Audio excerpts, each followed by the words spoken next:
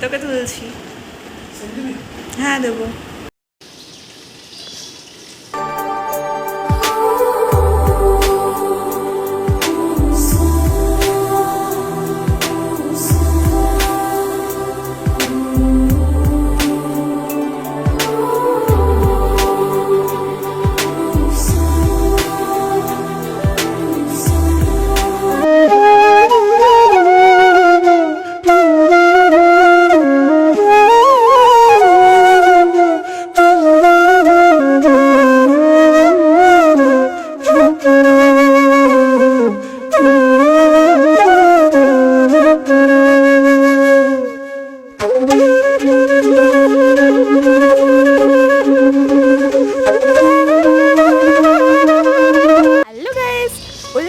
My channel where is মৌ।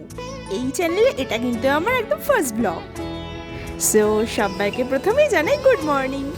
সেদিনকে সকালটা কিন্তু আমার কাছে খুব স্পেশাল ছিল, কারণ সেই দিন কিন্তু আমি বাড়ি ফিরছি দুর্গাপুর থেকে কলকাতা। দেখতেই পাচ্ছ সেদিনকে ওয়েদারটা কীরকম ছিল। সকাল থেকেই উঠে দেখি এরকম ছিপছিপ করে বৃষ্টি পড়ছে। ভাবলাম বৃষ্টির মধ্যে আমাকে যেতে হবে। আমার তো আবার মানে কি বলবো, বৃষ্টির এক ফোঁটা যদি গায়ে পড়ে না তখনই জ্বর চলে আসে।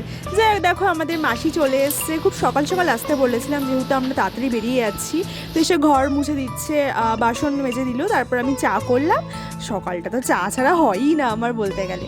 সো চাটা খেয়ে তারপর ওকে ডাকবো, কিন্তু এখনও ঘুম থেকে ওঠিনি। অ্যাকচুয়ালি আমরা কিন্তু অনেক সকাল সকাল উঠে গেছিলাম। আমরা বলতে মানে আমি সকাল সকাল উঠে গেছিলাম, কারণ মাসির আসার কথা ছিল। আর মাসিকে ভাবছিলাম যে মাসি যদি সকাল সকাল না আসে, এক গাদা বাসন তো পড়ে রয়েছে, কি হবে। দেখতেই পারছো আমি মোটামুটি রেডি হয়ে গেছি। এবার ও রেডি হচ্ছে। চল এবার ওর গাড়ি আসবে, অফিসের গাড়ি, সেই গাড়ি করে বেরিয়ে যাবো। যাবো সিটি সেন্টারে, সিটি সেন্টার থেকে বাস ধরবো। চলো, তোকে তুলছি। হ্যাঁ দেবো। সো দেখো তাড়াতাড়ি উঠে ফ্রেশ হয়ে পুরো রেডি হয়ে গেছে বেরোবে বলে। তারপর আমরা ঘরে তালা দিয়ে সমস্ত দরজা আলা আটকে গাড়িতে উঠে বললাম। আমি কিন্তু লাস্ট কলকাতা সেই এপ্রিল মাসে গেছিলাম। তারপর তোমাদের তো ব্লগ দিয়েছি, আমি ওখান থেকে মামার বাড়ি গেছিলাম। তারপর এই জুলাই মাসে আবার যাচ্ছি। অনেক দিনেরই কিন্তু গ্যাপ ছিল।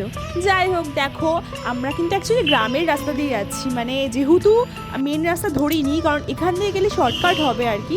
তাই চারপাশে প্রাকৃতিক দৃশ্য খুবই সুন্দর লাগছে। দেখো মাঝখানে রাস্তা, চারপাশে জঙ্গল। আমার কিন্তু এরকম রাস্তা খুবই ভালো লাগে। বেশ চারপাশে সবুজ, মাঝখানে রাস্তা, তার মধ্যে গাড়ি করে যাওয়া বা হাঁটাও ভালো লাগে আমার। যাই হোক, তোমার রাস্তাটা একটু মজা নিয়ে নাও।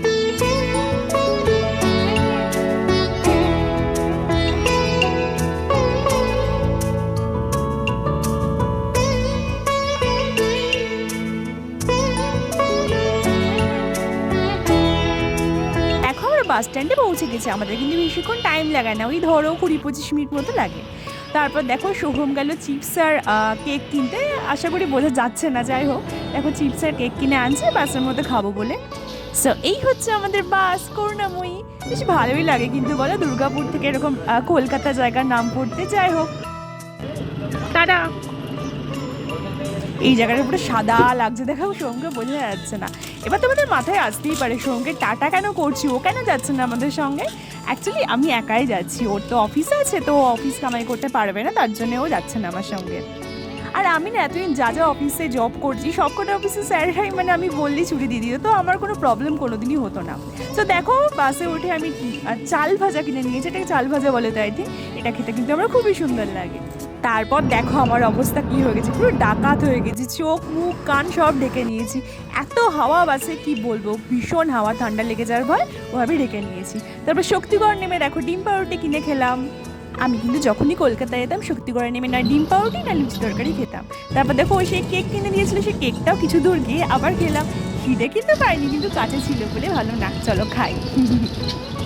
তারপর দেখো ধীরে ধীরে ধীরে ধীরে আমি আমার বাড়ির দিকে এগিয়ে যাচ্ছি। আগে না সোহম আমাকে একদমই ছাড়তো না, মানে ভাবলো হয়তো পারবো না কলকাতা যেতে। এখন কিন্তু জানে আমি ঠিকই চলে আসতে পারবো। যাই হোক, সো রাস্তাটা দেখে তো সবাই চিনতেই পেরেছে এটা দক্ষিণেশ্বরের জায়গাটা। যাই হোক, তো এবার ডানলপ অলমোস্ট চলেই এসেছি আমি। এবার চলো ডানলপে নামা যাক। চলো ডানলপে নেমে আমি আরেকটা বাস করে নিয়েছি আমার বাড়ি মানে অমরবইতে যাওয়ার জন্য।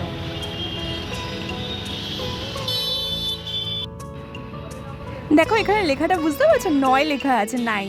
আমি না খেয়ালই করিনি, পাশে একটা বাচ্চা ছেলে সে এসে বললো দেখো দেখো তোমার না সিট নাম্বার 9।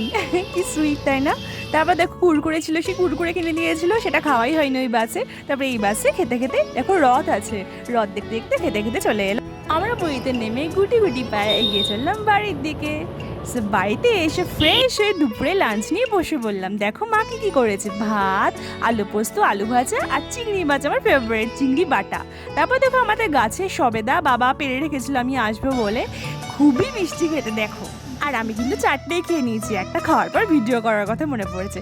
তারপর সন্ধ্যাবেলা কি টিফিন খাবো ভাবতে ভাবতে হলো ওয়াও মোমো তো অনেকদিন খাওয়া হয়নি, চল ওয়াও মোমোটাই অর্ডার দেওয়া যাক। আচ্ছা তোমরা কারা কারা আছো বলো তো আমার মতো মোমো লাভার, মানে ওয়া মোমো পাগল বলতে গেলে? আমার কিন্তু খুবই ভালো লাগে ওয়া মোমো, অলমোস্ট বলতে পারো ওয়া মোমো পাগলই। যাই হোক, তো chicken cheese pan fried momo আমার জন্য 1 প্লেট, বোনের জন্য 1 প্লেট অর্ডার দেওয়া হয়েছিল। এই স্বাদ কিন্তু কোনো দিন পুরোনো হবে না, অ্যাটলিস্ট আমার কাছে। যাই হোক, সো চলো এবার যাওয়া যাক রাতের খাবারের দিকে। রাতে মা জিজ্ঞাসা করছিল কী খাবি, আর আমি তখন বললাম চলো তোমার হাতে আলুর পরোটাটাই করো। তো মা আলুর পরোটা নিয়ে বসে বললো।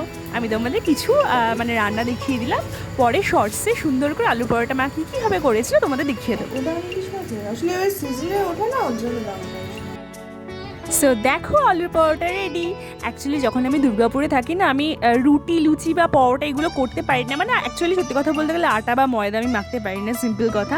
বাকি সব কিছু করতে পারি। তো রুটি টাইপসের কিছু খাওয়া হয় না ওখানে আমার, তার জন্য আর খেতে হলে কিনেই খাই আর কি, বাড়িতে করা হয় না, তার জন্য ভাবলাম না আবার এরম টাইপেরই কিছু খাবো।